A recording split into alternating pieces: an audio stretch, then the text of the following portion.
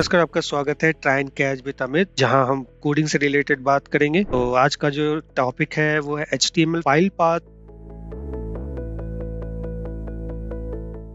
इसमें हम ये समझेंगे कि फाइल पाथ हम कैसे यूज करते हैं HTML में, जो कि आसानी से हमें किसी भी तरीके के एक्सटर्नल फाइल या इंटरनल फाइल को लिंक करने में आसानी करता है। HTML फाइल के अंदर जो फाइल पाथ होता है वो डिस्क्राइब होता है लोकेशन ऑफ फाइल, कि फाइल का जो लोकेशन है, फाइल एग्जैक्टली किस जगह पर है, इसका information inside website folder structure होता है, जो कि हमें प्रोवाइड कर पाता है फाइल पाथ के थ्रू हम समझ सकते हैं। इसमें क्या होता है कि फाइल पाथ को हम लिंक करते हैं, जैसे अभी इमेज को हम लिंक करना होता है, स्टाइल शीट को लिंक करना होता है, या जावास्क्रिप्ट की किसी भी फाइल को हम ऐड करते हैं, या अदर वेब पेज के किसी भी रिसोर्सेस को हम ऐड करते हैं, तो वो लिंक कैसे किया जाता है ये हम समझेंगे। पाथ को करेक्टली इंश्योर किया जाता है कि वेब पेज से वो डिस्प्ले किया जा रहा है या नहीं, तो ये भी हम चेक करते हैं।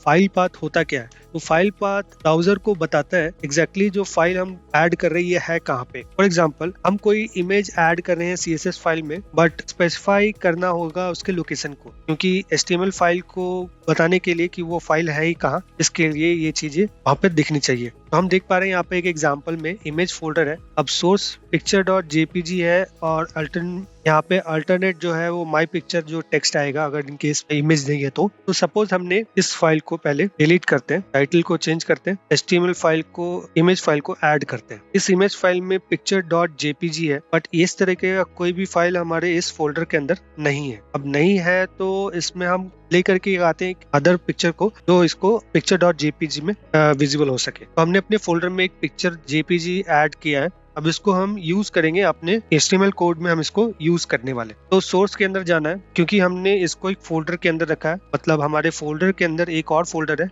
जिसका नाम एसेट्स है। हम देख पा रहे हैं, इसको हम जब ओपन करेंगे तो ये ओपन हो जाता है और यहाँ पे जो अंदर का जो फाइल है वो विजिबल हो जाता है। हम इसमें लगाएंगे ./, यहाँ पर हमें दिख रहा है एसेट्स एक फोल्डर बना हुआ आ रहा है। अब हम इसको क्लिक करेंगे तो ये हम फोल्डर के अंदर आ गए। अब इसके अंदर हम जो भी फाइल होगा वो विजुअल हो जाएगा, तो picture.jpg अवेलेबल है। अब हम इसको सेव करेंगे, क्योंकि हमने फाइल पाथ अगर सही डाला होगा तो हमारे पास वो पिक्चर आएंगे। अब इसमें विड्थ और हाइट लगाते हैं, क्योंकि पिक्चर कभी बड़ा भी हो जाता है, 260 और हाइट 160। अब हम इसको जब रन करते हैं open with live server, output हमारा कुछ इस तरीके से आएगा। तो हमने जब इसको ओपन किया, इसके अंदर फाइल को ऐड किया, तो ये फाइल के अंदर विजिबल हो रहा है, इसका मतलब हमने पाथ जो है वो सही दिया है। अब आते हैं this tell the browser that look to four. अब ये बता देता है ब्राउजर को कि picture.jpg जो सेम फोल्डर में है वो कैसा दिख रहा है। तो इसके थ्रू हम HTML इमेज को डिस्प्ले कर सकता है, जो हमने प्रैक्टिकली समझ लिया।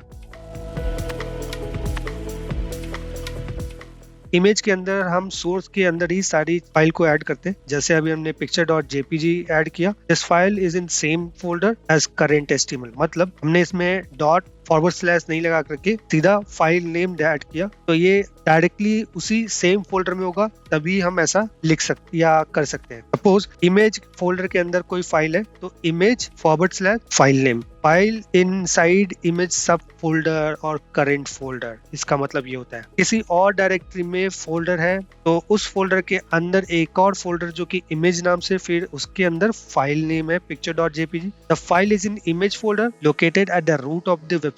रूट मतलब पेरेंट, जहां से सारी चीजें स्टार्ट हुआ। अब पेरेंट समझने के लिए आप यहाँ देखो, हमने इंडेक्स फाइल बनाया, जावास्क्रिप्ट का एक फाइल है, और ये एसेट्स है। तो ये सारे जो हमें दिख रहे हैं ये रूट फोल्डर में है, क्योंकि इससे बाहर कोई भी नहीं है, ये सबसे बाहर में हमारे पास ये फोल्डर है या फाइल है। एसेट्स फोल्डर जो है वो रूट में है, क्योंकि हम ये बिल्कुल आउटसाइड है, तो हम इसमें समझ सकते हैं कि ये जो फोल्डर रखा हुआ है ये रूट में रखा हुआ है। तो रूट का नाम क्या है? HTML file. HTML फाइल के अंदर रूट फोल्डर। अब इसको हम समझने के लिए रिवील इन फाइल एक्सप्लोरर करते, आसानी से और समझ में आएगा। तो ये एक फोल्डर कंप्लीट हम जैसे ओपन होता है, अब ये खुल गया, तो यहाँ पर दिख रहा है ये फोल्डर का नाम है HTML फाइल। जब हम इससे बाहर आएंगे तो ये फाइल बाहर से आ जाता है। तो हम इसके अंदर जब क्लिक करते हैं तो एसेट्स इंडेक्स स्क्रिप्ट, ये हम समझाने के लिए एक्चुअली फोल्डर के अंदर फोल्डर जो होता है वो उसको कैसे पाथ को काउंट करते हैं, तो वो हम इसमें समझ रहे हैं। इमेज ./picture.jpg मतलब फाइल जिसमें है फोल्डर में वो 1 लेवल अप है फ्रॉम द करंट फोल्डर, मतलब जिस फोल्डर में हम अवेलेबल है उससे भी पहले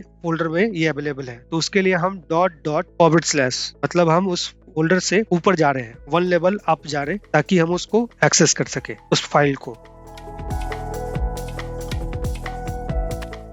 एब्सोल्यूट फाइल पाथ। तो absolute file path include complete URL of the file starting with HTTPS and HTTP. तो हम इसको समझने के लिए इमेज फाइल में जाते हैं, और क्योंकि हमें एक फाइल को कॉपी करना होगा, इंटरनेट से एक इमेज को फेच करना है जो कि हमें लेकर आना है एचटीएमएल में डायरेक्टली, और डायरेक्ट लिंक यूज करना है। तो कॉपी हमने किया इस लिंक को, और जो कि इसमें बताया जा रहा है एब्सोल्यूट फाइल पाथ, जो कि कंप्लीट यूआरएल होता है। हम अपने वीएस कोड के अंदर आएंगे, और ये जो सोर्स फाइल है यहाँ पर हम कोई भी फोल्डर्स या फाइल का जो पाथ नहीं दे करके डायरेक्टली सोर्स को यहाँ पर यूआरएल को ऐड कर देंगे। ध्यान रखना है इसमें कि एचटीटीपीएस ऐड होना चाहिए, तभी ये कॉल होगा जब हम इस फाइल को। अब देखते हैं इसका आउट। इसमें है use absolute path when linking to external resources, for example image hosted और अनदर वेबसाइट, तो avoid using them for your own site file. अगर आप कोई अपना खुद का पेज बना रहे और कोई यूआरएल फाइल या यूआरएल फोटो इसमें यूज कर रहे हैं, तो उसमें इस चीज का ना यूज करें, क्योंकि वो डायरेक्टली कनेक्टेड है किसी और वेबसाइट से। अगर वहां कुछ भी चेंज होता है तो वो आपके पेज में डिस्प्ले हो जाएगा या विजिबल हो जाएगा। हो सकता है अगर वो फाइल डिलीट हो गई तो आपके पेज में वो फाइल, वो